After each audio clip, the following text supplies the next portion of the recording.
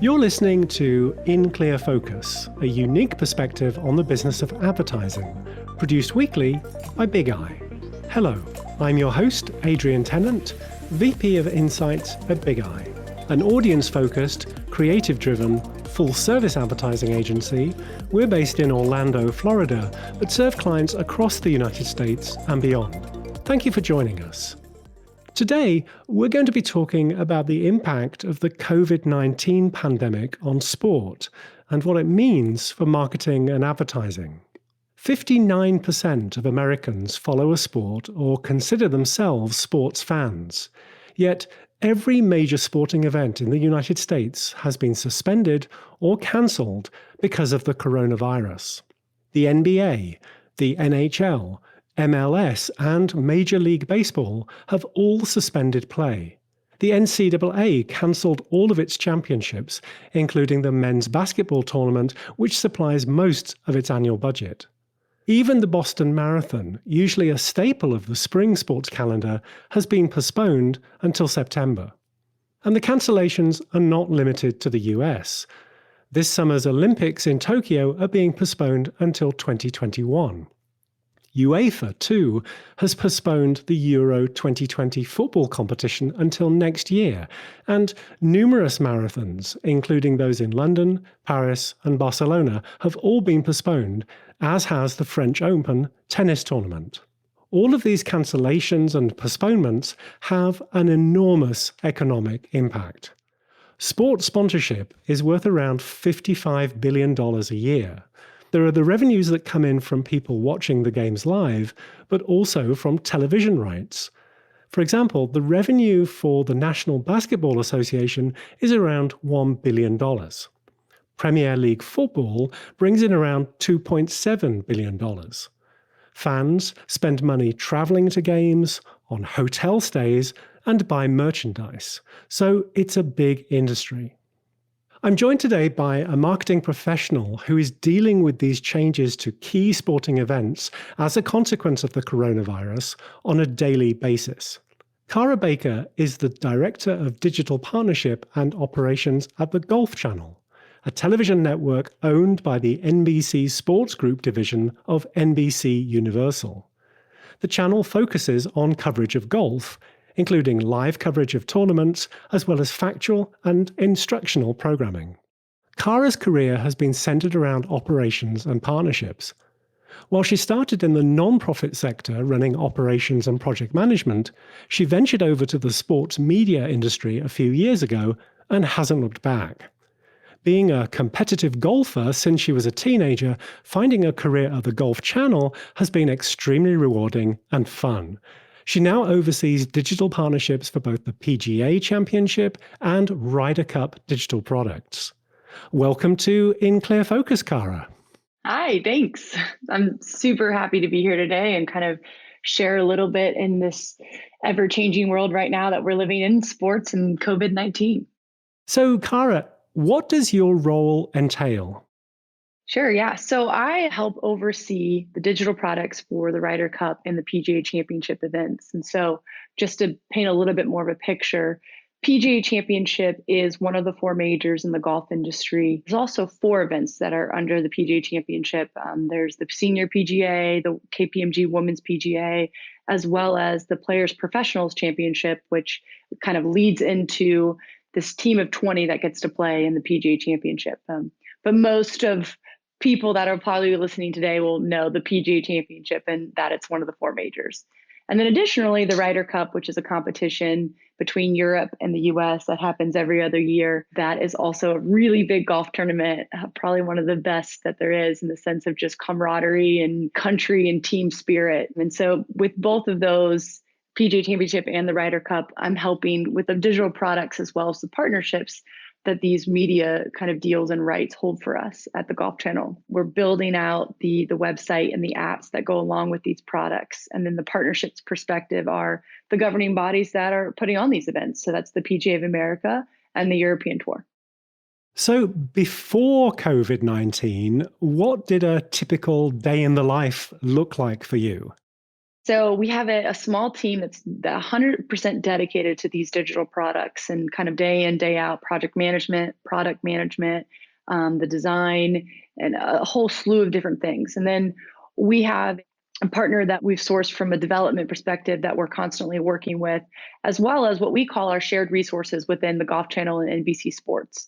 And so when you look at those three buckets, our own team, our dev vendor, as well as our shared resources, we are in constant communication with all of those teams, and ensuring that we have put together all the different moving parts. This is a new partnership for us that we signed the contracts for in 2019.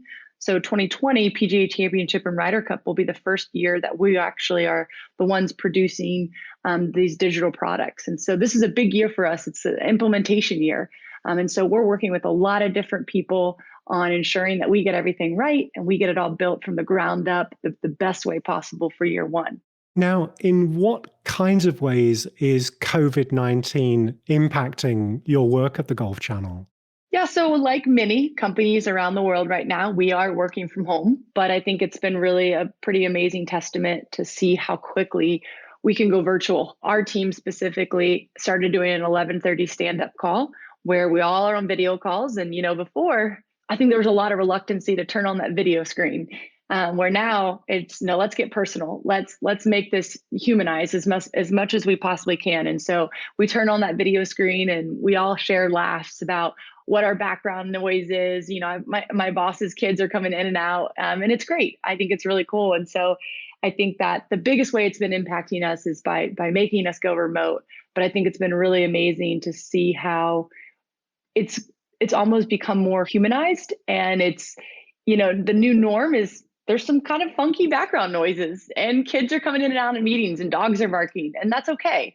And so I really think, again, I go back to it's humanizing where we all are and that we're all on this journey together, and we all have lives at homes that we're now bringing a little bit more into work than we probably ever thought we would. The Masters is the first major golf championship of the year in the US and has been played every year since 1934, except from 1943 to 1945, when it was cancelled because of World War II. Yet it has also been postponed this year because of COVID-19. How has that impacted your plans? So the Masters is the first of the four majors, and it's about 5 weeks prior to the PGA Championship. So when the news hit that the Masters was postponing, it was kind of like a foresight, or was it a foresight? In April, everyone knows right now with COVID-19, it was within like the 30 days, was then, so many different warnings that the government was putting out with large groups of people. And so the question was the postponement of the Masters going to be a domino effect for all the other majors? And we were the second one up with the PGA Championship. And so that was the biggest thing, is that was it foresight, or was it that it just fell within a window of time that kind of made it obvious and that everything would stay as it stands right now with PGA Championship? And so it was about 3 to 5 days later, I think, because I think the Masters was announced on Friday that it was postponed. And then by Tuesday, so 5 days later, PGA Championship was announced that it was going to be postponed. So I think that, I don't know if they were absolutely correlated. I think it was just really the way the world stands right now. The Masters was just the first, given that it was literally the first of the four majors to get started. In the wake of these cancellations, are you having to reevaluate your on-air and online promotional campaigns? Yeah, so we have a programming department within the Golf Channel, and they have been working around the clock in still ensuring that we're giving good content. And one of the ways of doing that is that when these tour events get canceled, which would have been your typical Thursday through Sunday or Thursday and Friday kind of watch cycles, what we're doing now is we're taking old content. So in 2018 at the Valspar, which was the PGA Tour event that would have been played last weekend, we showed the 2018 one instead, which was a really good one to show. Tiger Woods performed quite well in it. Jordan Spieth performed quite well in it. So from a ratings perspective, if we were going to give someone good television, we felt like the 2018 version of it was the best one to show. As the situation is changing so rapidly, to what extent are you constantly having to review the appropriateness of creative messaging, digital media placements, or elements built into your websites and apps? in my role, we're representing PGAchampionship.com, RyderCup.com. And so in relating to PGA Championship, it's important that we have just updated information as soon as it's given to us. And we're essentially a news source. We're putting up the press releases. And at the end of the day, we're all going to the different news channels and outlets kind of for our first take, but then we're going to the source. And in this case, PGAchampionship.com is the source. And so people are asking like, well, what's going to happen now? And so it's really important that we are aligning with PGA of America and whatever decisions they're telling us, and we're getting that content updated as soon as possible so that we are giving, that end user, that consumer that this is potentially affecting, the answers to their questions. In the past couple of weeks, we've seen some unexpected moves by big brands in response to the pandemic. Tito's Vodka has announced that it will begin the production of hand sanitizer, as has Anheuser-Busch. Chipotle Mexican Grill is trying to put an uplifting spin on the situation by offering Chipotle Together, which are virtual hangouts on Zoom. But we've also read about ads that got pulled. Hershey Company said it had pulled 2 ads that featured human interaction, replacing them with spots featuring only chocolate bars, text, and a voiceover, I guess in response to social distancing. And Molson Coors halted a planned campaign called the Official Beer of Working Remotely because it didn't want to appear insensitive, as many companies, like your own, have now adopted work-from-home policies to deal with the coronavirus. How well do you think brands are doing to ensure their creative elements are appropriate and not tone-deaf? Yeah, I think a lot of brands have responded really well to this, whether that's pulling down advertisements that maybe the world would never know that were actually going to go up, or by creating new advertisements. Like you mentioned earlier, when you were introducing me, I've come from a nonprofit background. And so I know for me, my heartstrings are always a little bit pulled when you directly are impacting people and what their livelihood is. And there's no doubt that COVID-19 has had a dramatic impact on the economy. For some losing their jobs. And so I think that the companies that are really kind of shifting their stance in the advertising world, and not just advertising, but by actually advertising that this is something new they're going to be offering as a byproduct of some of the economic downturns, I think that's really amazing. And so Ford has done this as an example. They created a new advertisement. I think it was and only 3 days, where they were specifically announcing that they were going to do some payment relief during the coronavirus crisis, and for all those people that are have financing specifically with Ford. And so I think that is really, really important in these times. Have you seen or heard any examples that you think got it completely wrong? There's a company, Mint Mobile, that I'm not sure a lot of people have even heard of them. It's actually a wireless company that Ryan Reynolds owns part of. But they did an ad specifically with kind of, putting their fingers in their mouth and at a party, and this whole like double dipping aspect. And it got a lot of poor negative attention on social media, because in today's world, like you said, are we going tone deaf to certain things? Like, you have to make sure that you're being sensitive, and it doesn't matter how much money you put back on an advertising campaign, but you got to make sure you hit the mark. You're not ignoring or making fun of something that is causing just a huge impact on the economy and our lives. You just have to be careful of that. So I think that they did not do the best job with that ad. Let's take a short break. We'll be right back after this message. I'm Eric McGrew, designer at Big Eye. Every week, In-Clear Focus addresses topics that impact our work as advertising and design professionals. At Big Eye, we put audiences first. For every engagement, we develop a deep understanding of our clients' prospects and customers. By conducting our own research, we're able to capture customers' attitudes, behaviors, and motivations. This data is distilled into actionable insights that inspire creative brand building and persuasive activation campaigns, and guide strategic, cost-effective media placements that really connect. If you'd like to know more about how to put Big Eye's audience-focused, creative-driven insights to work for your brand, please contact us. Email info@bigeyeagency.com. Big Eye, reaching the right people in the right place at the right time.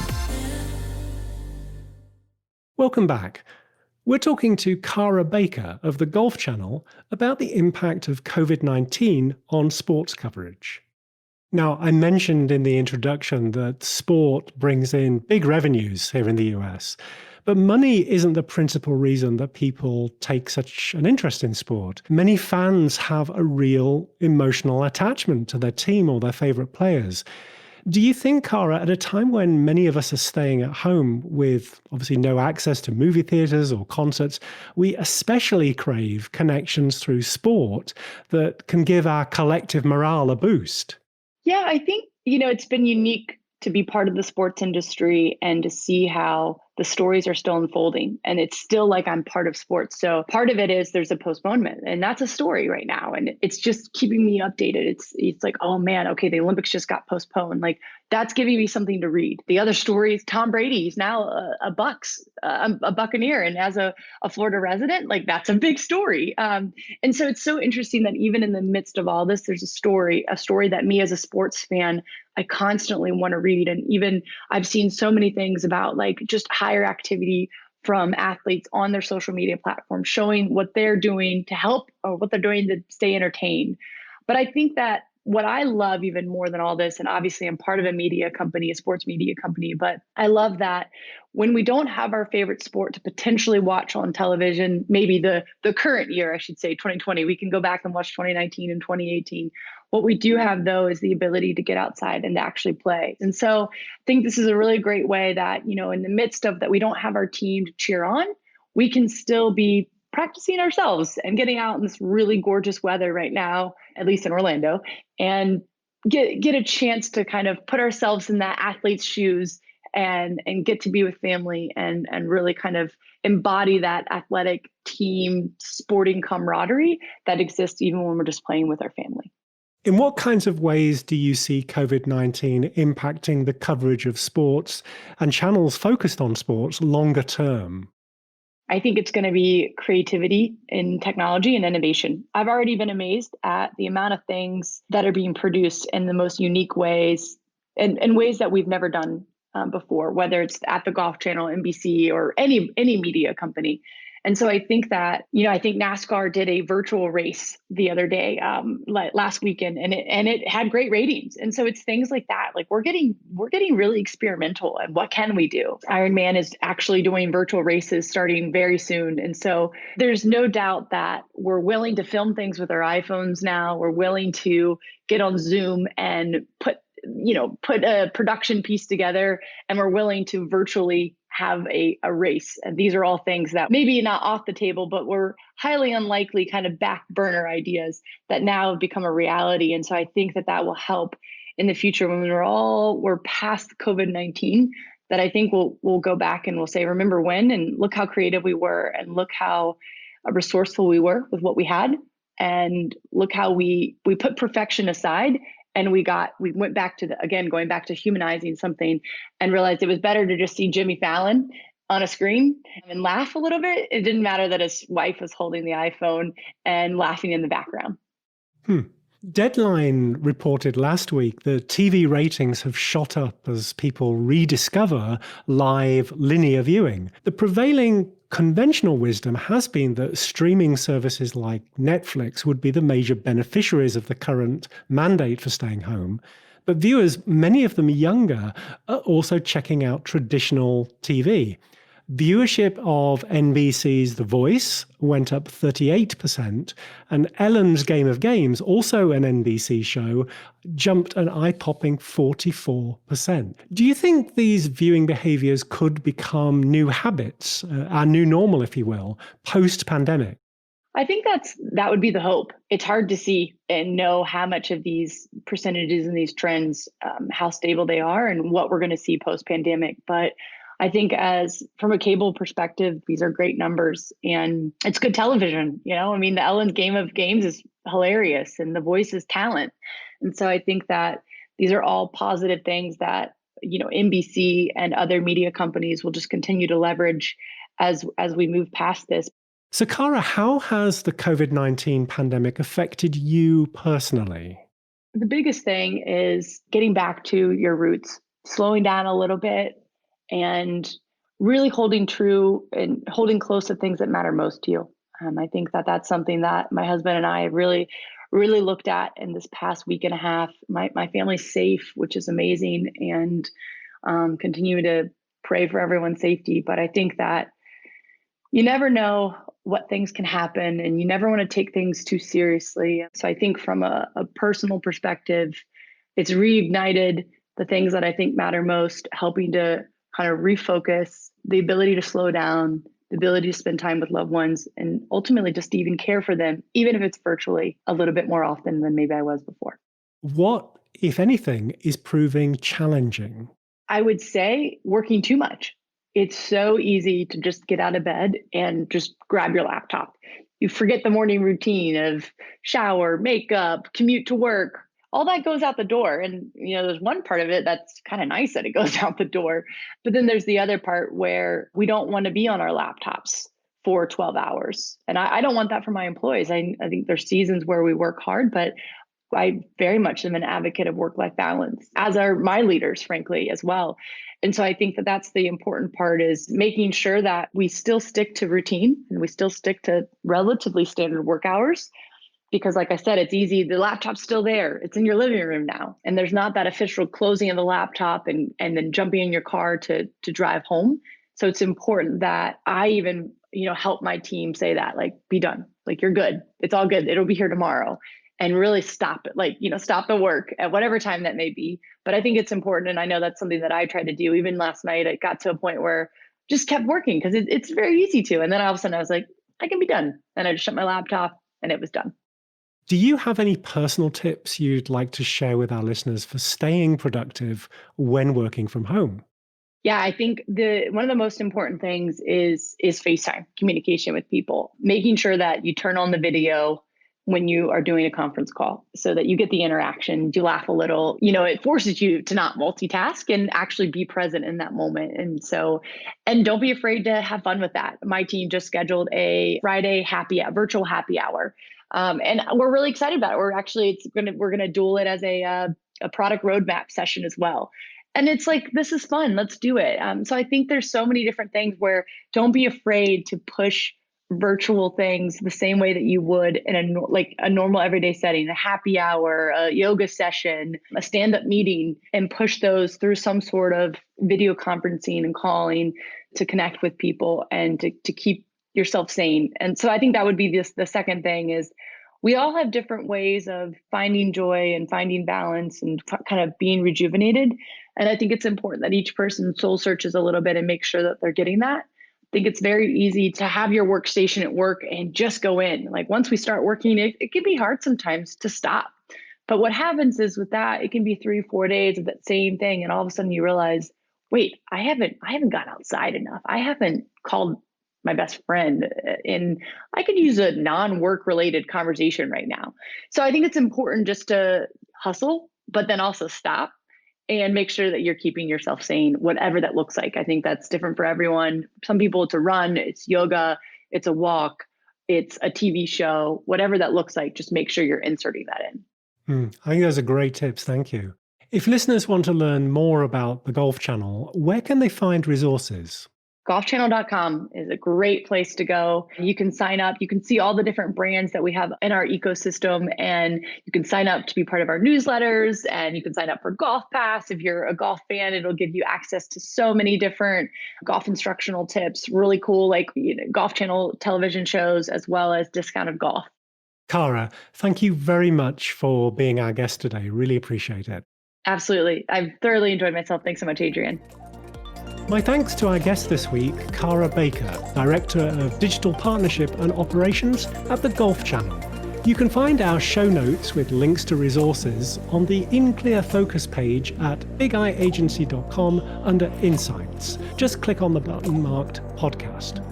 Consider subscribing to the show on Apple Podcasts, Spotify, or your favorite podcast player.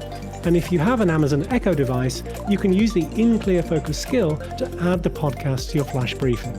Thank you for listening to In Clear Focus, produced by Big Eye. I've been your host, Adrian Tennant. Until next week, stay safe. Goodbye.